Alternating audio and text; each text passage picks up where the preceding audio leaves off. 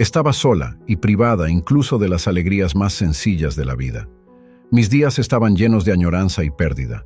Cada recuerdo de mis seres queridos intensificaba el dolor de mi corazón.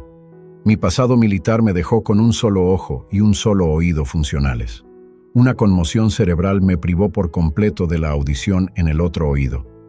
Recordé cómo recibí estas heridas, pero el orgullo por la resistencia de mis camaradas y nuestro sacrificio conjunto simplemente no me permitieron arrepentirme de mi decisión de alistarme en el ejército en aquel momento tan difícil para el país. El ardor en mi pecho no era causado por viejas heridas. Primero pereció mi hijo Ignacio. El joven siguió con confianza los pasos de su padre, pero cayó en combate en tierra extranjera, lejos de casa. Mi mujer y yo lo pasamos mal, pero lo superamos.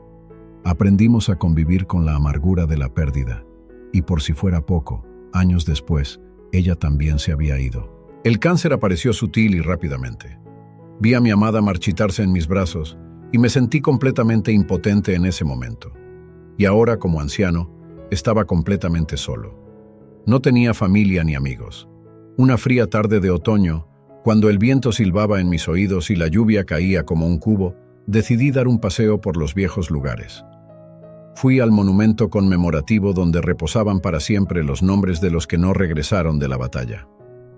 Mi corazón temblaba de tristeza, pero el orgullo por la valentía de mi hijo suavizó la pesadilla. De repente, en la penumbra, me fijé en la figura de un joven que se cobijaba bajo un árbol. Había algo familiar en su rostro. Me recordaba a mi propio hijo. Me acerqué a él y le pregunté: «Joven, ¿qué hace aquí con este tiempo?». Levantó la vista y nuestras miradas se encontraron. En sus ojos vi el reflejo de mi propia pérdida y dolor. «Perdí a mi padre en la guerra», respondió el joven. «Suelo venir aquí para honrar su memoria». Me di cuenta de que este joven necesitaba apoyo tanto como yo. Nos sentamos en un modesto banco bajo el árbol y empezamos a hablar. Habló de su padre, de sus sueños y esperanzas. Yo, en cambio, recordaba a mi mujer, a mi hijo, mis dolorosas pérdidas. Por supuesto, había un abismo entre nosotros, como lo hay entre todas las generaciones tan diferentes, pero eso no nos molestaba. Al contrario, el joven, llamado Miguel, se interesó aún más por cómo se vivía en tiempos en los que él aún no había nacido. Aquel encuentro marcó el comienzo de una inesperada amistad entre dos personas unidas por el dolor y la pérdida. Decidimos encontrarnos allí todos los días para apoyarnos, para compartir esos momentos de memoria que tanto dolor traen, pero que son importantes para mantener una conexión con el pasado. El joven respetaba mi experiencia y sabiduría, y yo admiraba el entusiasmo y la energía de la juventud. Con cada encuentro, poco a poco sentía que mi corazón se aligeraba, que el dolor que llevaba dentro daba paso a la esperanza y al calor de la amistad. Junto con Miguel, encontramos la fuerza para soportar la pérdida y seguir adelante. A veces, para nuestros encuentros bajo el árbol, yo traía ajedrez, y a veces Miguel traía extraños juegos de mesa con reglas complejas, inusuales para mí. Sorprendentemente, me interesaba descubrir estos juegos. Para mi edad, tenía una mente extremadamente curiosa y viva. Pero no todo fue coser y cantar. Al principio, no sospeché de los verdaderos motivos del joven. Solo lo veía como alguien que necesitaba apoyo, igual que yo. Pasamos mucho tiempo juntos, compartiendo nuestras historias, y empecé a confiar en él. Con el tiempo, sin embargo, empecé a notar algo extraño en el comportamiento del joven. Sentía demasiada curiosidad por mi piso. Me preguntaba por su ubicación, su tamaño e incluso su precio. Una sospecha empezó a revolverse en mi interior, pero intenté alejarla, queriendo creer en las buenas intenciones de mi nuevo amigo. «Miguel, hijo, no me malinterpretes», entrecerré un ojo. «Pero es extraño cómo me hablas. ¿Por qué quieres saber cuándo se reformó mi piso por última vez?» «Señor Neo, solo quiero saber si las condiciones de vida en su zona son buenas», respondió el joven, alzando las cejas y encogiéndose de hombros. «Me gustaría mudarme a un barrio más tranquilo. Has dicho que tus vecinos son muy tranquilos, que las calles están siempre limpias y que todo lo que necesitas está siempre a mano. Te escucho mientras calculo mentalmente el coste y aparte cuánto costará la remodelación». Por supuesto, también estoy pensando si me resultaría cómodo vivir en tu piso. Quizá estaría más a gusto en uno de 3 dormitorios, quién sabe. Sin embargo, cada vez que la conversación giraba en torno al piso, sentía malestar en el corazón. Intenté convencerme de que era solo mi formación militar la que me hacía ver amenazas donde quizá no las hubiera, pero las dudas no me abandonaban. Sabía que tenía que resolver esta situación, pero no quería acusar a mi amigo sin pruebas serias. Decidí dejarlo todo como estaba, pero permanecer alerta.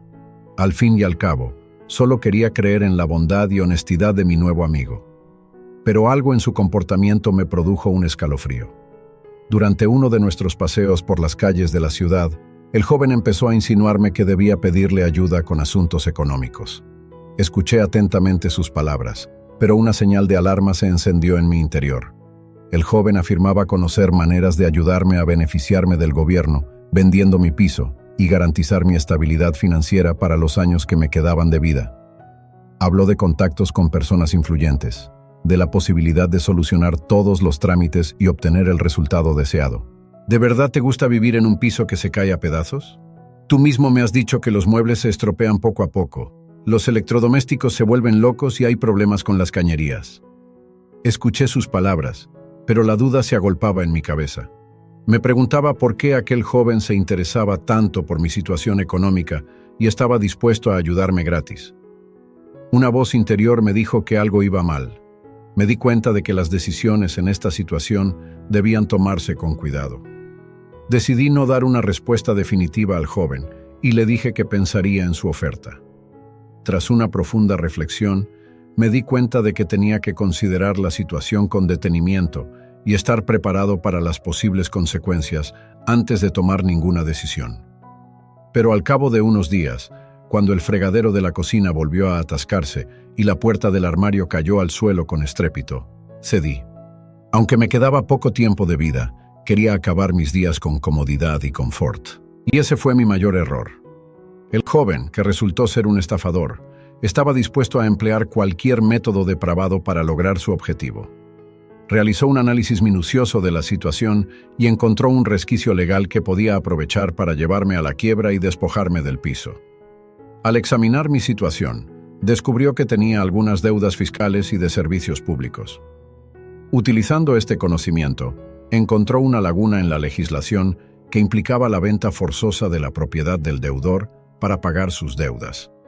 El estafador investigó a fondo las leyes y procedimientos relativos a mi desahucio del piso y su venta en subasta. Observó mis puntos débiles y vulnerables y decidió aprovecharse de ellos para sus propios fines egoístas. Valiéndose de sus conocimientos jurídicos y de sus contactos con personas influyentes, el estafador consiguió que me declararan deudor y que subastaran mi piso. Se aseguró de que el precio de venta del piso fuera muy inferior al valor de mercado. El estafador empleó diversas manipulaciones y presionó a las estructuras gubernamentales para garantizar el éxito de la ejecución de su nefasto plan. Estaba dispuesto a hacer cualquier cosa para beneficiarse de esta situación, incluso si eso significaba causarme un sufrimiento indecible. Así que la laguna legal que encontró el estafador consistió en utilizar mis deudas para vender a la fuerza mi piso a un precio reducido. Este astuto plan permitió al estafador lograr su objetivo y privarme de mi único refugio y fuente de estabilidad. Yo, honesta y desprevenida, no estaba en absoluto preparada para tan altos niveles de engaño y crueldad. No podía imaginar que alguien pudiera caer tan bajo como para explotar mi posición vulnerable en su propio beneficio. Cuando el estafador llevó a cabo su astuto plan, me echaron literalmente a la calle, despojándome de mi único refugio y mis documentos. Este terrible giro de los acontecimientos me dejó totalmente desesperada, perdida e indefensa. Para mí fue un golpe del que me costó mucho recuperarme. Me sentí traicionada y engañada, atrapada por el estafador que se había aprovechado despiadadamente de mis debilidades y vulnerabilidades. Un sentimiento de impotencia y desesperación me abrumó, pero junto con él, un fuego de ira se encendió dentro de mí. Ira contra el mundo, que no solo me había quitado todo lo que tenía, sino que seguía aplastándome. Ira contra mí misma por permitirme confiar en un joven sin ver sus verdaderas intenciones. Y por último, rabia contra el joven que destruyó sin piedad mis últimos vestigios de dignidad y paz. Bastardo miserable, murmuré con amargura y resentimiento, mientras me revolvía en la dura cama del albergue para indigentes. Luché por una vida mejor para gente como él, para que la juventud tuviera un cielo pacífico sobre sus cabezas. Viejo tonto, mira a dónde te ha llevado tu confianza. Los trabajadores de las fundaciones benéficas que gestionaban los albergues donde solía alojarme se limitaban a encogerse de hombros. Lo único que podían hacer era dar cobijo y comida modesta a los necesitados. Escucharon mi historia, pero no pudieron responder. No sabían qué hacer en estos casos, ni a quién acudir. Cada nuevo día se convertía en un auténtico calvario para mí. Me despertaba en mi mundo solitario, donde las paredes del refugio parecían demasiado estrechas y los recuerdos de mi pasado pesaban demasiado. Luchar contra el dolor se hacía cada vez más difícil a medida que recordaba mis días en la batalla y las pérdidas que sufrí. Imágenes vívidas de mi amada esposa y mi hijo fallecido aparecían constantemente ante mis ojos como fantasmas que me acechaban. Un día, tuve un sueño que era a la vez hermoso e inquietante. En primer lugar, vi a mi amada Amelia en él. En esta visión, parecía como si nunca hubiera estado aquejada de enfermedad. Con las mejillas sonrosadas y los ojos brillantes, me sonreía y me tendía las manos. Yo, agotado por la constante lucha por la supervivencia, fui hacia ella, y de repente mis pasos se volvieron tan ligeros que me sentí 40 años más joven. Amelia seguía llamando a su marido, atrayéndome, alejándose poco a poco de mí. No podía ver hacia dónde, debido a la luz brillante que me daba directamente en los ojos desde su silueta. Sentí con todo mi corazón que allí estaba bien. Pero la luz se desvaneció de repente. Desde algún lugar detrás, resonó el ruido y el rugido. Me quedé inmóvil, al igual que Amelia. Era el rugido de la guerra. Eran disparos, explosiones, gritos. Era el estruendo de la maquinaria pesada y el rugido de los motores de los aviones. De repente, alguien me agarró por los hombros y me dio la vuelta. Con asombro, miré a la cara a Ignacio, que estaba claramente furioso conmigo. «No puedes huir del campamento. No había orden de retirada», gritó sacudiéndome por el pecho. «Había orden de mantener la posición. ¿Sigues escuchando órdenes, papá? Todavía no estás sordo, ¿verdad? Papá, ya descansarás más tarde cuando llegue el momento. Pero ahora no. Todavía es pronto». La cara del joven cambió. «Todavía no es la hora. ¿Me oyes?». Asentí bruscamente. No entendía del todo lo que mi hijo quería decir, pero decidí apoyarle. Giré el hombro y vi cómo la sonrisa de Amelia desaparecía lentamente de su rostro. Su mirada se volvió triste, llena de profunda tristeza. Apretó las manos contra sí misma y la luz que había tras ella empezó a apagarse poco a poco. Ignacio volvió a sacudirme, sin dejar que me relajara. El joven soldado apretó su frente contra la mía, agarrándome la nuca. «Volveré mañana o en la otra vida». Vi que las lágrimas corrían por las mejillas de mi hijo. «Mañana o en la otra vida, pero aquí no tiene nada que hacer, teniente». Con esas palabras, Ignacio me empujó con fuerza hacia el abismo que apareció de la nada justo detrás de mí. La luz se alejaba y el estruendo de la guerra disminuía poco a poco. Al caer en lo desconocido, sentí una profunda resignación. Extrañamente no tenía miedo. No sentí casi nada. Y entonces, al encontrarme en la oscuridad y el silencio totales, temblé con todo mi cuerpo. «¿Qué ocurre, Doc?». Miré a mi alrededor y vi a Mingo, un vagabundo que a menudo se quedaba en el refugio. Me puso la mano en el hombro y me miró a un ojo con intensidad. Me di cuenta de que me había despertado. Después de moverme un poco en la cama, me incorporé cansado, frotándome la nariz. Me sentía decaída y agotada. No había descansado nada durante la noche. Mingo, el vagabundo, esperaba obviamente algún tipo de respuesta por mi parte, así que decidí tranquilizar a mi vecino. «Nada, amigo, solo un sueño extraño». Mingo se encogió de hombros, pero no se apresuró a darse la vuelta. Su cara mostraba que no me creía del todo. Mi amigo parecía muy alterado.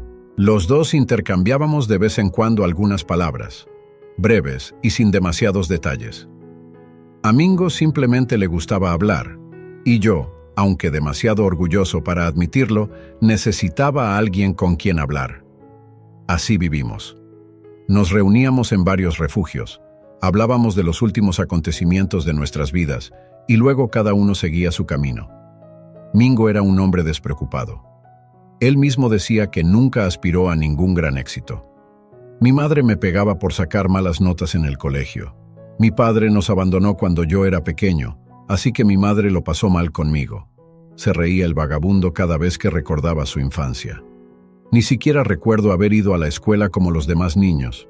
Mi madre intentaba explicarme que yo había nacido especial. En aquel momento, me lo tomé como un cumplido, pero ahora me doy cuenta de que era un poco tonto de nacimiento. Debió de ser un descubrimiento desagradable, ¿eh? Ja, lo habría sido si me hubiera importado. Estúpido, listo, brillante. Mingo se echó las manos a la cabeza y se estiró. Todos acabamos en el mismo piso, ¿qué más da? Mire, doctor, yo no tengo casa, coche, mujer e hijos. A veces no tengo qué comer y a veces se me cae la suela de mi único par de botas. Aún así, soy feliz. Soy libre como el viento en el campo, y eso me hace feliz. Quizá todo se deba a mi estupidez inherente. Hice una pausa. Aparté la mirada contemplando el destino de este hombre. Admiraba la capacidad de Mingo para encontrar alegría en cada pequeña cosa. No podía entender cómo podía encontrar aspectos positivos en cada situación. No es que yo fuera particularmente abatido o pesimista, pero como anciano, definitivamente quería vivir en circunstancias completamente diferentes. Anhelaba volver a mi envejecido pero querido piso. Quería tomar café por las mañanas y sentarme en mi sillón favorito con un libro interesante por las tardes. Echaba mucho de menos las fotos de mi mujer Amelia y de nuestro hijo Ignacio. De repente me di cuenta de lo mezquinas que eran mis quejas sobre mi vida pasada, cuando había gente a mi alrededor que se alegraba simplemente de existir. Domingo, sonreí por primera vez en mucho tiempo. Tú sí que eres especial. El Señor te ha bendecido con una felicidad que dura toda la vida. No todo el mundo puede presumir de semejante don. Mingo respondió riendo. Levantamos nuestras tazas de café insípido y brindamos por todo lo bueno que teníamos. Cada vez me sentía más atraído por la compañía de aquel vagabundo despreocupado. Puede que Mingo apenas supiera leer, no conociera ninguna obra literaria y no pudiera presumir de conocimientos, pero no podía negar que, en lugar de diplomas y doctorados, Mingo había adquirido algo más importante: simple sabiduría mundana. Unos meses después de aquella conversación, Domingo falleció. Me desperté y miré a mi vecino, sintiéndome un poco desacostumbrado.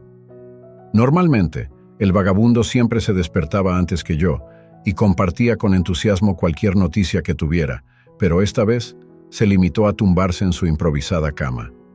Me levanté torpemente de la dura cama, me estiré un poco y volví a mirar a mi vecino. Permanecía inmóvil. ¿Mingo? No hubo respuesta.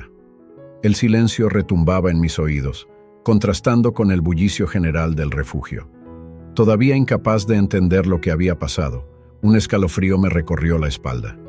Corrí hacia mi amigo e inmediatamente le tiré de la sábana deshilachada por la cabeza. Debajo, vi el rostro sereno y sin vida de Mingo, ya sin color. Sus facciones estaban completamente relajadas, sus arrugas alisadas y sus párpados suavemente cerrados. Me quedé paralizada, incapaz de moverme. Seguí mirando fijamente a mi compañero, ahora sin vida. Oh, Mingo, incluso muerto, el rostro del vagabundo estaba iluminado por una suave sonrisa, la misma que había llevado durante toda su desgraciadamente corta vida. Más tarde, los trabajadores de la beneficencia me contaron que mi amigo había muerto de un ataque al corazón, así, en silencio, sin fanfarrias ni dolor. Un amigo. Quizá con los años había tenido realmente un verdadero amigo a mi lado. No necesitaba nada de mí, salvo un oído para escuchar sus felices, aunque a veces chocantes, historias de infancia. No pude asistir al funeral. Descubrí que Mingo tenía sobrinos que conocían a su rebelde tío, y Mingo conocía bien a sus sobrinos. Sencillamente, no quería vivir como los demás. Decidí no cruzarme con los parientes de mi amigo para evitar preguntas innecesarias. Me resultaba demasiado difícil hablar del vagabundo Mingo. Unos días después, fui al cementerio, a la modesta tumba con un número garabateado. No dije nada. Me limité a pasar mi arrugada mano por la pequeña y fría lápida y a mirar el epitafio, donde, además de las fechas de nacimiento y muerte, unas amables personas habían grabado la frase que yo les había dicho. Sorprendentemente, los sobrinos decidieron no cambiar nada, limitándose a estar de acuerdo con las recomendaciones de algún desconocido del refugio. Al parecer, ellos también sabían qué clase de persona era su tío. Y sigo siendo feliz. Esa era la frase que describía por completo la vida de aquel hombre. Antes de marcharme, dejé junto a la lápida un viejo llavero de metal oxidado con forma de corazón sonriente, que se había caído de la camilla cuando se llevaron el cuerpo sin vida de Mingo. Creía que mi deber era luchar, aunque el mundo fuera injusto conmigo. No pedía compasión ni ayuda a los jóvenes. A lo largo de mi vida, preferí seguir mi propio camino, a pesar de todas las dificultades y pruebas que tuve que soportar. El domingo me enseñó a no alterarme por cosas triviales. Sí, era pobre y estaba solo, pero vivía, respiraba ese aire, miraba el cielo azul. Sin embargo, cada día que pasaba, mi fuerza física disminuía y mi salud se deterioraba. Las cicatrices de las batallas y las secuelas de las heridas sufridas durante los años de guerra se convirtieron en una carga insoportable para mi cuerpo envejecido. Mis ojos y oídos sordos me recordaban lo mucho que había cambiado desde que era joven y fuerte. Sin embargo, a pesar de todas las dificultades, seguí luchando, negándome a ceder ante la vejez y la enfermedad. Nunca imaginé que un encuentro fortuito con un vagabundo despertaría en mí unas ganas de vivir tan extrañas. Privado de mi único refugio y vagando de un albergue a otro, fui un ejemplo de resistencia y perseverancia. Aceptaba cualquier trabajo que me ofrecieran en la oficina de empleo, a pesar de mi edad y mis dificultades físicas. Sin embargo, a pesar de todas las adversidades, rechacé obstinadamente las ofertas de asistencia y cuidados en residencias de ancianos. A lo largo de los años de deambular por las calles de la ciudad, me volví cada vez más reservado y orgulloso. Mi experiencia vital y mi resistencia me hacían demasiado inflexible para aceptar la ayuda de enfermeros y cuidadores jóvenes.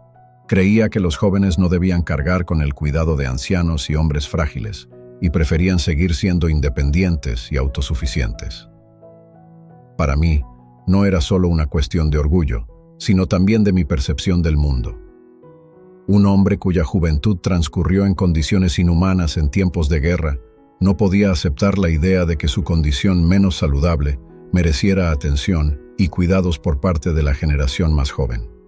Mi visión del mundo estaba marcada por la firmeza y la determinación, y prefería luchar por mi existencia de forma independiente, sin depender de los demás. Un día, cuando no había trabajo en la oficina de empleo ni dinero suficiente para la comida más sencilla, sentí un hambre que exigía insistentemente satisfacción.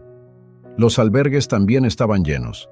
Sencillamente, no había comida para todos. Me di cuenta de que necesitaba comer algo para aliviar el dolor de estómago. Con dificultad para moverme por las calles, empecé a recoger monedas del suelo y de los callejones. A pesar de mi cansancio y mis dificultades físicas, cada moneda era valiosa para mí. Cada una me acercaba más a la posibilidad de comprar algo de comer, y su número creció un poco. Me encontré frente al mostrador de una pequeña tienda, donde me llamó la atención el pan fresco que había en los estantes. La sensación de hambre se hizo insoportable, pero en mis bolsillos solo había unas pocas monedas que había conseguido reunir durante el día en los callejones. Me acerqué al mostrador despacio, con la espalda encorvada y pasos inseguros, como si cada paso me supusiera un tremendo esfuerzo. Cogí una hogaza de pan y empecé a reflexionar sobre mis motivos, mi situación y lo que me decía mi conciencia. ¿A qué he llegado? ¿Robo? Pensé para mis adentros. Has vivido con unas cucharadas de agua al día, media galleta seca a la semana. Mírate, qué situación. Solo sentí vergüenza de mí mismo por esos pensamientos que cruzaban mi mente. De repente, me estremecí al pensar que casi había robado el pan más común de la tienda. Suspiré pesadamente, más como un reproche a mí misma, y me dispuse a devolver la hogaza sobrante al mostrador, lanzando la mirada hacia abajo. En ese momento, cuando estaba a punto de devolverlo a su sitio, oí un susurro y sentí que me miraban con ojos pesados. Cuando me doy la vuelta, veo a un joven y severo guardia de seguridad que me mira con desconfianza y se acerca. «¿Qué haces aquí?», me preguntó con expresión contrariada. «Me gustaría comprar este pan», respondí con voz débil y temblorosa. «Entonces, ¿por qué cogiste 2 si solo querías comprar 1?», preguntó el guardia sin apartar los ojos de mí. «Pero devolví el segundo, ¿no?». «Sí», balbuceé, intentando explicar la situación. Sentía que cada palabra que decía no hacía sino aumentar mis sospechas. El guardia insistía en que me había llevado 2 barras de pan, pero yo solo pretendía pagar 1. El corazón me latía más deprisa. Sentí vergüenza y dolor por ser sospechoso de deshonestidad. En silencio, le entregué al guardia la hogaza que no había comprado, pero él se limitó a asentir y señalar la puerta. «Venga conmigo». Me giré lentamente y me acerqué al guardia de seguridad, sintiendo la amargura de la ofensa y el dolor estrujándome el corazón. Me di cuenta de que en este mundo no había lugar para los débiles y los pobres, y que tendría que luchar aún más para sobrevivir. Durante el registro de mis bolsillos, los guardias encontraron 2 objetos de valor que en un principio no les llamaron la atención. Un medallón de combate y un trozo de papel amarillo doblado en un pequeño cuadrado. Desplegando el papel con cautela, vieron un viejo dibujo infantil manchado por el tiempo. El dibujo mostraba a un soldado junto a una mujer y un niño. Al fondo se veía la representación de una casa. El soldado tenía la mano sobre el hombro de la mujer y el niño, abrazado a su pierna, sonreía feliz. La inscripción del dibujo decía: «Mi papá es un héroe». Las miradas de los guardias pasaron del dibujo a mi cara. En mi único ojo podían leer los espinosos caminos que había recorrido y la tristeza infinita. En ese momento quedó claro que las circunstancias de la vida me habían llevado a esta posición, lejos de mis propios errores o fallos. Los guardias se horrorizaron al darse cuenta de lo equivocados que habían estado al juzgarme y someterme a humillaciones. Se dieron cuenta de que la persona que tenían delante no era un simple desconocido, sino un héroe cuyos sacrificios y sufrimientos merecían respeto y reconocimiento. «¿Así que eres veterano?», preguntó nervioso uno de los guardias. Me limité a asentir en silencio, incapaz de decir nada. Con comprensión y pesar, me devolvieron el medallón y el dibujo. Los guardias decidieron ayudarme, al menos en lo que podían hacer por el momento. Era evidente que tenía mucha hambre, como demostraba la modesta barra de pan que llevaba tanto tiempo sosteniendo en las manos frente al mostrador y mi escuálida figura. Explicando la situación al jefe, los guardias pidieron un breve permiso para ausentarse de su puesto. Me acompañaron a la cafetería más cercana y pagaron mi comida. «Toma lo que quieras». Uno de ellos puso su mano sobre mi frágil espalda. «Por favor, perdónenos. Todo se debe a nuestro trabajo. Tenemos que vigilarlo todo. Seguro que sabes cuántos sinvergüenzas merodean por ahí». Le sonreí agradecida, mirándoles a la cara con ojos llenos de gratitud. En ese momento, una chispa de esperanza se encendió en mi corazón, de que tal vez aún había gente buena en este mundo, dispuesta a ayudar a quienes necesitaban asistencia y apoyo. Cuando los guardias se dieron cuenta de su error, me invitaron a volver de la cafetería a la sala de personal para comprender mejor mi situación y conocer mi historia. Dentro de la sala reinaba el silencio, solo interrumpido por el sonido del péndulo que oscilaba en la pared y los pasos silenciosos de los guardias que me acompañaban. «Por favor, siéntese, teniente». Un joven llamado Pedro colocó la primera silla disponible frente a mí. «Cuéntenos qué le ha pasado. ¿Por qué un héroe como usted se ve obligado a sobrevivir en lugar de vivir?». Sentado en la deteriorada silla, empecé a contar mi historia. Hablé de mi servicio en el ejército, de mi familia, de las pérdidas y el sufrimiento a los que me había enfrentado. Mi voz era tranquila, pero llena de amargura y tristeza. Cada palabra sonaba como un latido, lleno de dolor y esperanza de justicia. Y al final, viejo y solo, encontré un engaño. En este punto, mi voz temblaba de amargura. Esperaba haber encontrado un amigo con quien compartir el peso de la pérdida y la carga de la soledad, pero él tenía planes completamente distintos. Me engañó, me quitó todo lo que tenía y se acabó. Al escuchar mi historia, los jóvenes no pudieron contener su rabia. Apretaron los puños, sintiendo cómo subía la ira contra quienes se atrevían a maltratar a una persona así. Este hombre, que una vez luchó por el bienestar del país, era un héroe, pero ahora se encontraba solo y vulnerable, golpeado por un golpe tan despreciable de los estafadores. El padre de Pedro luchó en la misma época que el difunto Ignacio, así que la historia del veterano herido le conmovió más que las demás. No podía imaginar ni por un segundo que su padre acabaría vagando por las calles, pasando hambre y frío, completamente solo, completamente indeseado, como olvidado por el mundo entero. Las mujeres de la sala no pudieron contener las lágrimas. Muchas de las presentes tenían abuelos ancianos o incluso padres ancianos. Eran las personas más queridas del mundo para ellas. Y ahora frente a ellas estaba la persona más miserable que jamás habían visto. Cuando mi historia llegó al mendigo Mingo, todos los presentes oyeron un suave sollozo, portador de sincera lástima y pesar. «Señor Neo, no huya de nosotros», consiguió decir Andrea con lágrimas en los ojos. «Es usted un hombre orgulloso, eso es evidente. Usted mismo nos lo dijo. Por favor, no desaparezca. Te ayudaremos». Los jóvenes, que fueron los primeros en familiarizarse conmigo, prometieron hacer todo lo posible para ayudarme. Prometieron ayudarme a restablecer mis derechos y recuperar mi casa, que me habían quitado ilegalmente. Prometieron no dejarme en la estacada y apoyarme en cuanto pudieran. Las mujeres presentes, por su parte, empezaron a preocuparse por problemas actuales que podrían resolverse inmediatamente. Mi habitación está vacía ahora. Antes vivía con mi hijo, pero ha crecido, se ha casado y tiene su propia casa, su propia familia. Comenzó desde lejos Carmen, la contable que ya tampoco era joven. Puedes quedarte conmigo un tiempo. No nos molestaremos. Yo estaré trabajando durante el día y por la noche cada uno tendrá su habitación. Es mejor que dormir en un refugio bajo sábanas finas, ¿no? Y estoy renovando el vestuario de mi marido. Estábamos buscando un sitio donde poner su ropa vieja. No creas que está mal. Es que ahora le quedan grandes a mi marido. Empezó a justificar Luisa, ofreciéndole al anciano una taza de café.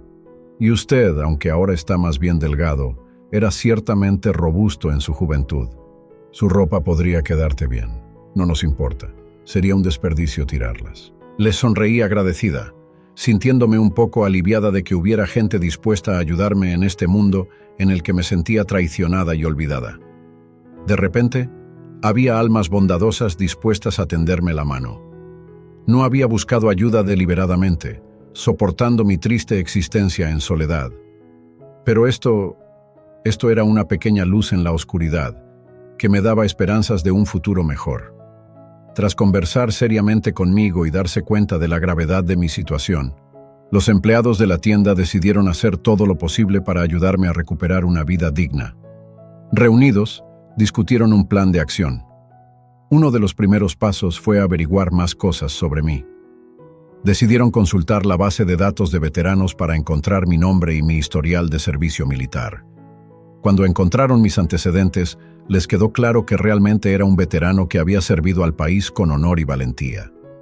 Las fotografías de mi juventud no hicieron más que confirmarlo.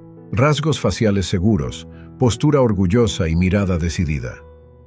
Incluso fotos más recientes, en las que ya estaba herido y retirado, emitían una energía y una sed de vida tan poderosas que llegaban al corazón de los jóvenes. Al darse cuenta de que este soldado llevaba ahora una existencia miserable, inspirados por mi historia y el deseo de ayudar, los empleados de la tienda emprendieron acciones más activas. Se pusieron en contacto con organizaciones locales de veteranos y fundaciones benéficas para averiguar cómo podían ayudarme a volver a casa y prestarme apoyo. Además, organizaron actividades de recaudación de fondos entre los empleados de la tienda y se pusieron en contacto con las comunidades en las redes sociales para pedir ayuda. Su iniciativa obtuvo una amplia respuesta, y la gente estaba ansiosa y un poco orgullosa de ayudar a un veterano que se encontraba en una situación tan difícil. Cada día que pasaba, aumentaba el apoyo que recibía. Me sentía menos solo y desamparado, sabiendo que me apoyaban y me ayudaban a volver a llevar una vida digna. La Fundación de Veteranos me proporcionó contactos de otros hombres que sirvieron conmigo al mismo tiempo. Algunos de ellos vivían con sus familias. mientras que otros disfrutaban de la vida en residencias de ancianos, entre otros entrañables ancianos. De momento, utilicé el ordenador de Carmen para comunicarme con ellos, ya que a ella le gustaba tomar café conmigo por las tardes y escuchar las historias de mi vida. Los voluntarios prometieron comprarme un teléfono en cuanto tramitaran mis nuevos documentos. La Fundación de Veteranos respondió inmediatamente a la situación del pensionista y organizó una colecta de fondos para ayudarme. Gracias a la generosidad y el apoyo de personas que creían en la importancia de apoyar a los veteranos, los fondos se recaudaron rápidamente. Uno de los primeros pasos fue restaurar mis documentos perdidos. La Fundación de Veteranos colaboró con las autoridades competentes para resolver este problema rápidamente. Gracias a sus esfuerzos, me devolvieron todos los documentos necesarios que confirmaban mi identidad y mi condición de veterano. «Asegúrate de llamarme siempre que quieras», exclamó Carmen entusiasmada en la tienda, a la que había ido especialmente con los voluntarios y conmigo. «Probablemente te iría mejor un teléfono con botones. Incluso las pantallas táctiles son complicadas para mí. Chicos, no entiendo todos estos modelos, pero ya que tratáis con dinero, elegid algo más fiable para el pensionista». «Oh, señora, toda persona mayor necesita una amiga como usted», se rió una de las voluntarias. «Para preocuparse así. No se preocupe. Elegiremos un modelo que pueda manejar. Tendremos en cuenta su vista y su motricidad. Solo tienes que estar ahí para ayudar si lo necesitas». La mujer asintió satisfecha. A través de mí, podía ver a su padre, muerto hacía mucho tiempo. Solo el tono de su voz la devolvía a aquellos tiempos en los que solo era una niña. Ahora, recordando aquella agradable sensación de algún tipo de apoyo familiar, no podía apartarse de aquel conmovedor anciano. «Carmen, ¿qué haría yo sin ti?», sonríe. «Me enseñaste informática y ahora te preparas para ayudarme con el teléfono. Eres un ángel, cariño». Elegir un teléfono, teniendo en cuenta semejante grupo de apoyo, fue una de las tareas más sencillas en mi caso. De hecho, los voluntarios tenían en cuenta todas las peculiaridades del pensionista al que debían cuidar. Pero la residencia pública fue más allá de la asistencia habitual a un veterano. Mi caso también llamó la atención de las autoridades policiales. Resultó que no solo yo, sino muchos otros pensionistas de la ciudad habían sido víctimas de estafas similares. La policía inició una investigación y pronto se recopilaron los retratos falsos. Gracias a ellos se detuvo a los delincuentes, entre ellos el mismo Miguel que me engañó. Una vez identificados los delincuentes por las autoridades policiales, se inició una investigación. La policía detuvo a los delincuentes que se habían llevado mis documentos y mi piso y los acusó. Sentí una sensación de justicia y satisfacción al saber que quienes me habían causado tanto dolor y sufrimiento por fin rendirían cuentas de sus actos. La Fundación de Veteranos también me proporcionó ayuda económica para reparar mi piso. Gracias a ello, pude volver a mi casa, que me habían quitado ilegalmente. Las reparaciones se hicieron rápidamente y con calidad, para crear unas condiciones cómodas para mí. Carmen se había acostumbrado tanto a mi compañía que incluso derramó una lágrima cuando llegó el momento de despedirse. Incluso a mí me conmovió ese afecto tan cálido de una mujer completamente desconocida. En los momentos difíciles, prometimos llamarnos todas las tardes para hablar o apoyarnos en los momentos de tristeza y visitarnos para tomar un café juntas. Además, gracias a los esfuerzos de la Fundación, recuperé mi derecho a cobrar la pensión. Ya no estaba privado de esta importante fuente de ingresos, que me permitía mantenerme. La Fundación de Veteranos siguió apoyándome, prestándome la asistencia y los cuidados necesarios para que pudiera vivir con dignidad y tranquilidad como me merecía. Parecía que la historia debería haber acabado ahí, pero no fue así. Un día, alguien llamó a la puerta. Me sorprendió mucho porque Carmen y yo no habíamos quedado. Al acercarme a la puerta, vi a través de la mirilla a una joven completamente desconocida, cuyos rasgos llevaban unas inexplicables notas melancólicas. «Hola, ¿vive usted aquí, señor Neo?». La desconocida tenía un marcado acento oriental, lo que me intrigó aún más. «Realmente necesito hablar con usted. Por favor, no me eche». Su aspecto me parecía inusual e incluso exótico. Había algo misterioso y atractivo en sus rasgos faciales y en su forma de vestir. No obstante, Abrí la puerta con especial precaución. El hombre se movió incómodo de un pie a otro, escrutando el rostro del desconocido. ¿Necesita algo? Sí y no. Mire, esto le va a sonar muy raro, titubeó la chica, y respiró hondo antes de decir rápidamente: soy su nieta, la hija de Ignacio. Solté una carcajada amarga. ¡Qué absurdo! Después de un estafador, no iba a creer en cuentos de hadas. Claro, eres mi nieta, y mi hijo sigue vivo, bebiendo cócteles directamente de los cocos en algún lugar de las playas de Sri Lanka. Puedo demostrarlo. La invitada no deseada agarró la puerta con la mano, sin dejarme cerrarla. Tengo una carpeta entera con fotos, mi partida de nacimiento. Todo está ahí. Por favor, Isidro, míralos. Entrecerré mi único ojo. Seguía viendo con escepticismo la afirmación de la chica, pero por alguna razón decidí dejarla pasar y enseñarle lo que había reunido en toda una carpeta. La chica no tardó en explicarme que, gracias a los esfuerzos de la Fundación de Veteranos, nuestra historia había llegado a oídos de casi todo el mundo. Por la descripción del aspecto y el número de unidad, reconoció a su abuelo y al anciano harapiento con el que ni ella ni su madre habían podido ponerse en contacto debido a la barrera del idioma. Resultó que mi hijo, que servía en el ejército, mantenía una relación sentimental con una mujer civil. Estaba planeando una boda, pero no tuvo ocasión de compartir esta feliz noticia con su familia. Por desgracia, Ignacio murió antes de la celebración, sin enterarse nunca del embarazo de su amada. Y aquí, este es papá junto a mamá. Aquí ya estaba embarazada, pero papá nunca lo supo. La niña, visiblemente apenada, entrega una de las fotos a su supuesto abuelo. Esta es mi favorita. Representa a la familia porque, si sabes que mamá ya me llevaba en su vientre en ese momento, se podría decir que esta foto es de toda nuestra familia, ¿verdad? Di, cierto. Miré la foto, ahora algo amarillenta por el tiempo. Samira había crecido tanto que costaba creer que todo fuera real. El dolor de la traición de Miguel aún permanecía en mi corazón. Realmente quería creer a Samira, pero no podía. Ni siquiera la experiencia positiva de la amistad con el vagabundo Mingo podía ayudarme a abrir mi corazón. Permanecí en silencio durante mucho tiempo, mirando las fotos, incapaz de expresar mis sospechas. Pero de repente, la chica me cogió de la mano. Isidro, no necesito nada de ti, ni siquiera a mamá. Me miró a los ojos. Podemos hacer una prueba de ADN. Está bien, estaba preparada para ese resultado. Incluso puedo pagarla.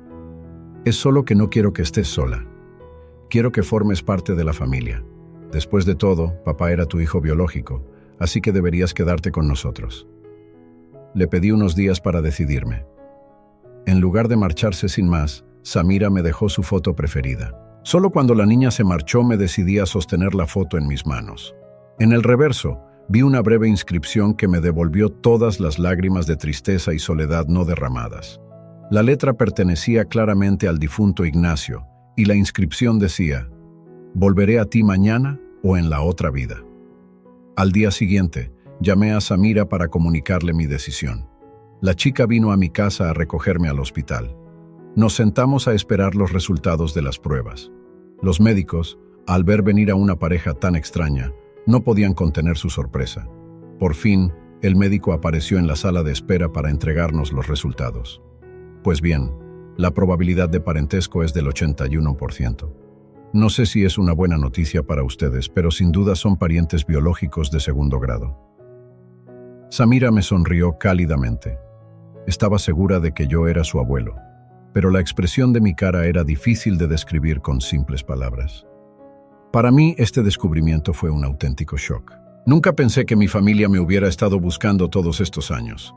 En mi solitaria vida no había lugar para la alegría ni la felicidad, y de repente descubrí que tenía una nieta que deseaba tanto conocerme. Con un ligero temblor, alargué la mano y abracé cautelosamente a la niña. Las notas de melancolía que vi en su rostro eran especiales, completamente únicas de mi difunto Ignacio. Solo ahora, al conocer los resultados de la prueba, decidí reconocerla. Conocer a mi nieta se convirtió para mí en una fuente de emoción y alegría, sentimientos que hacía muchos años que no sentía. Compartimos recuerdos, nos contamos nuestras vidas y nuestros planes de futuro. Para mí fue un momento de auténtica felicidad, en el que me sentí parte de la familia que llevaba tanto tiempo buscando. Gracias a los esfuerzos de la Fundación de Veteranos, mi vida se llenó de nuevas esperanzas y posibilidades de un futuro feliz. Mientras la nieta hablaba de su vida y de cómo ella y su madre me habían buscado siempre, me abrió nuevos horizontes de conexión familiar y amor. Pasamos largas horas hablando de planes para el futuro. Para la nieta también fue un momento importante. Conoció al abuelo del que había oído hablar durante muchos años, pero al que nunca había visto. Conocerlo le produjo una sensación de plenitud y satisfacción. Sintió que todo estaba en su sitio. Poco a poco, empecé a aceptar mi nuevo papel, el papel de abuelo. Ayudé a mi nieta con consejos y apoyo, compartiendo mis historias y conocimientos.